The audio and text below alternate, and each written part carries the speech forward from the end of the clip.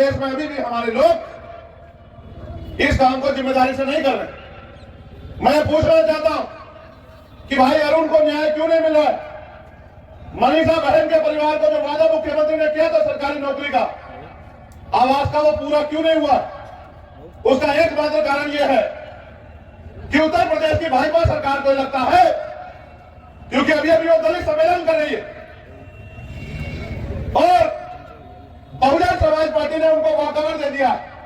आप ये महसूस करो कि जब कोई दुश्मन हमारे लोगों को बरगलाने के लिए, बेवकूफ बनाने के लिए हमारी बस्तियों, हमारी गलियों में, हमारे कस्बों में आए, तो हमारे पढ़े लिखे लोगों को उनका विरोध करके अपने समाज को उनका सच बताना चाहिए।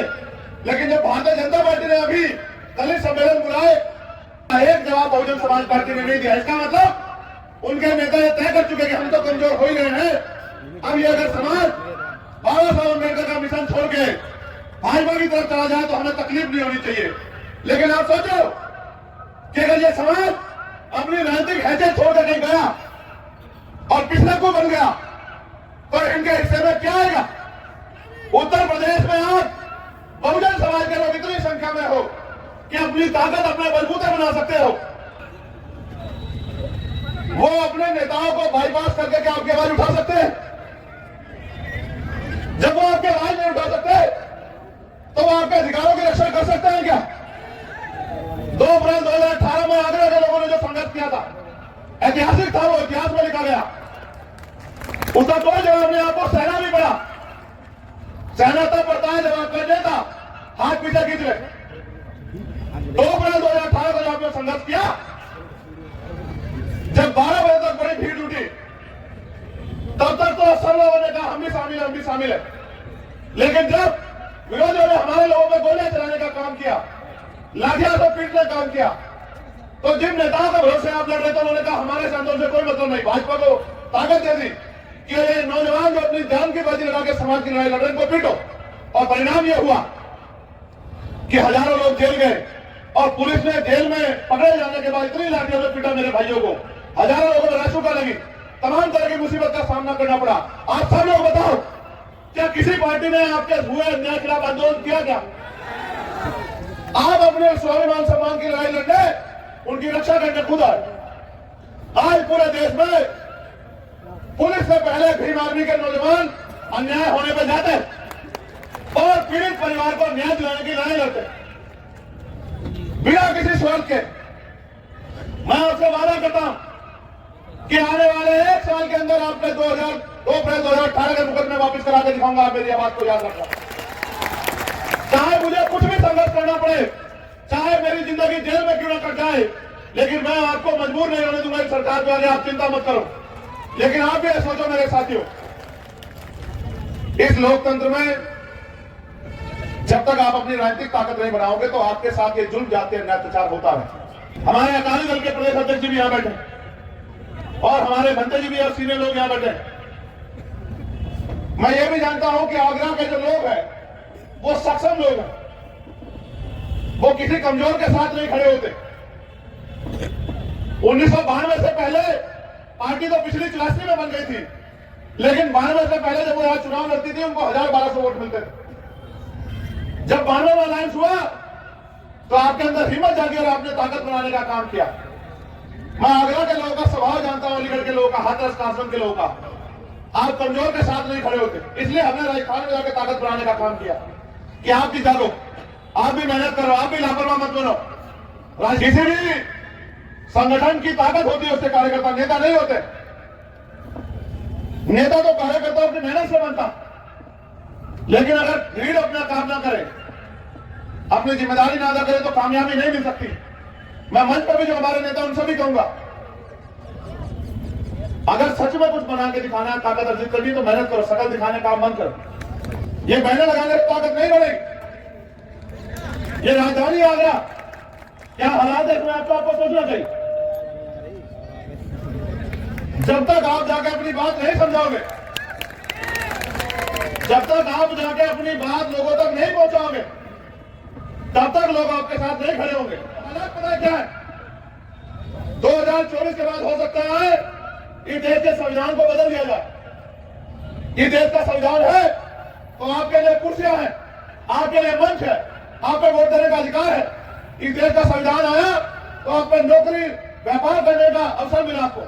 इस देश का संविधान आया तो आपका सम्मान बढ़ा, आपको समानता का अधिकार मिला। आपको क्या लगता है उस संविधान की रक्षा कोई और करेगा क्या? उस संविधान को लागू कोई और करेगा क्या? आज संविधान दिवस है, हमारे लोगों ने संविधान का कितना मोल समझा। अगर ये संविधान नहीं है तो आपकी हैसियत क्या आपने कभी महसूस किया? अगर ये संविधान नहीं है तो महिला को क्या अधिकार है आपने कभी महसूस किया? एक एप्लीकेशन मेरे पास और है, एक बच्ची है, पुलिस के लोग यहां हैं,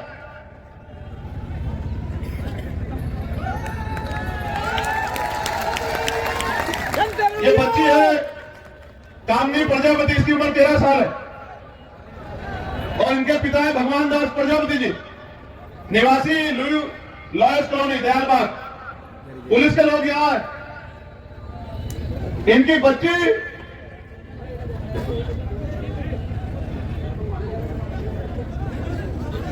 1 महीने से गायब है। इनकी बच्ची 13 साल की बच्ची 1 महीने से गायब है और अभी तक कोई खबर नहीं है। मुझे इस बात का दुख है, मगर मैं करूं क्या? आप लोग अपना काम जिम्मेदारी से नहीं करोगे, मजबूत नहीं करोगे अपनी पार्टी को, तो राजनीतिक ताकत मेरे हिस्से में नहीं आएगी। नहीं आएगी तो पुलिस मेरी बात क्यों सुनेगी? जब तक उनके अंदर ये भय ना पैदा हो कि कल चंद्रशेखर आजाद और आजाद समाज पार्टी ताकत और सत्ता में आ जाएगी और फिर अगर हमने उनके कहे में सही काम नहीं किया तो ये हमारे ऊपर कार्रवाई करेंगे, मुकदमे दर्ज करा के जेल भेज देंगे, हमारी नौकरी ले लेंगे। क्यों करेंगे मेरे हिसाब से काम? आज अगर गरीबों को उत्तर प्रदेश में न्याय नहीं मिल रहा है उसके जिम्मेदार आप लोग, क्योंकि आप अपनी राजनीतिक ताकत नहीं बना रहे, आप अपना काम नहीं कर रहे। अगर आप जिम्मेदारी से अपना काम कर लो और बहुजन समाज में भाईचारा पैदा करके अपनी ताकत बना लो और आपके हिस्से में भी राजनीतिक ताकत आ जाए तो कोई जुर्म जाति अन्य प्रकार की बच्ची पर नहीं हो सकता है। एनसीआरबी का डाटा पढ़ो कि क्या हाल है उत्तर प्रदेश में, अपराधी खुलेआम घूम रहे हैं तुम्हारी वजह से। मुझे सरकार से कोई वो नहीं है शिकवा, क्योंकि मैं जानता हूं सरकार तो यही करेगी, जिनकी सरकार है उनका काम करेगी, आपका काम नहीं करेगी। आपको उनमें कभी कभी भाई अपने नजर आते हैं, आपकी जाति धर्म के लोग जो उन पार्टियों में कभी कभी आप उनके साथ जाना चाहते हो, लेकिन जब आप पे जुर्म होता है आपको एहसास होता है आपकी लड़ाई लड़ने वाला कोई नहीं। इन्होंने लिखा है, भाई चंद्रशेखर जी आप बहन बेटियों की रक्षा करने वाले और न्याय दिलवाने वाले भगवान हो। मेरे माता पिता का रो रो कर बुरा हाल है, मैं आपसे हाथ जोड़कर विनती और निवेदन करता हूं कि आप ही हमें न्याय दिला सकते हो। क्या करूं मैं, कैसे दिलाऊं न्याय? आप सोचो, जब तक आप अपना काम जिम्मेदार से नहीं करो, जब तक आप ये जो टोपी आपने पहनी है, टोपी पहनाना मुझे बंद नहीं करोगे कि मेरे सामने मुंह दिखाई बात करो, काम करो, तब तक नहीं बनेगा। जिम्मेदारी जब तक नहीं उठाओगे, अपनी गली बस्तियों में जाओ और ये पूछो कि जब बाबा साहब ने कहा था कि रानी का बेटा राजा नहीं बनेगा, राजा वो बनेगा जो हकदार होगा, तो चंद्रशेखर आजाद में क्या कमी है? अगर कुर्सी की कोई लालच होता तो अपना दल नहीं बनाते विचारधारा पर आधारित माननीय काशीराम साहब के सपनों, बाबा साहब के सपनों का।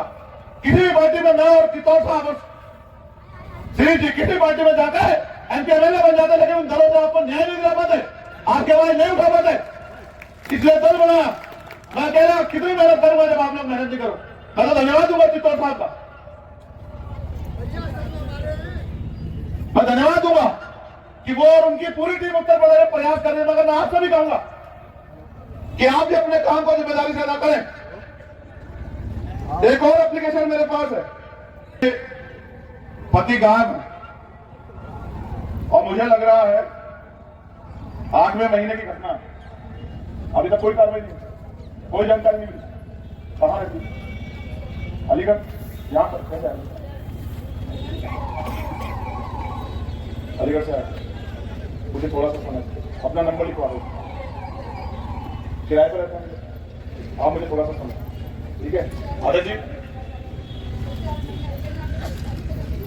पकड़ेगी ना दीदी, आप चिंता मत करो, मैं भी कर रहा हूँ। ये इनके वाली एप्लीकेशन और ये 2 अलग अलग।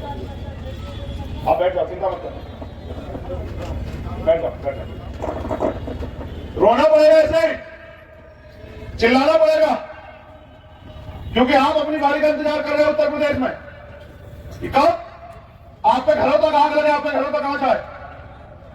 मैं तो कह के थक चुका हूं और आगे भी उम्मीद करके आग रहे हैं आप कि आप जागोगे, आप अपनी ताकत बनाओगे, मेहनत करोगे, आप संघर्ष करोगे, आप दूसरी पार्टियों सीख लो।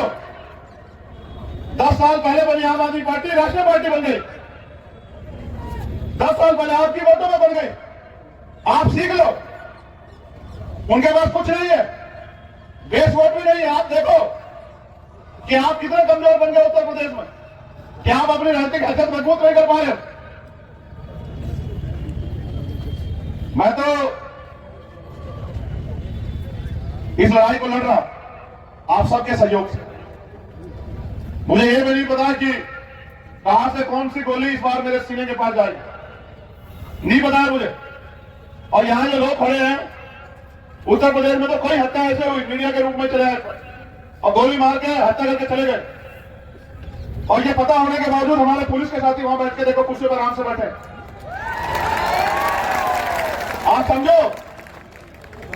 आप समझो उनके लिए आपके जीवन की कोई अहमियत नहीं है। आपको समझ आता है नहीं आता है? ये तब तक पुलिस सरकार के होती है, तब तक अपने काम को जिम्मेदारी से नहीं करेंगे जब तक आप मुझे राजनीतिक ताकत नहीं दोगे। और जिस दिन आप मुझे राजनीतिक ताकत दे दोगे, ये आपके घरों के दफ्तरों के बाद सलाम करते दिखाई देंगे। आपको चिंता मत करो।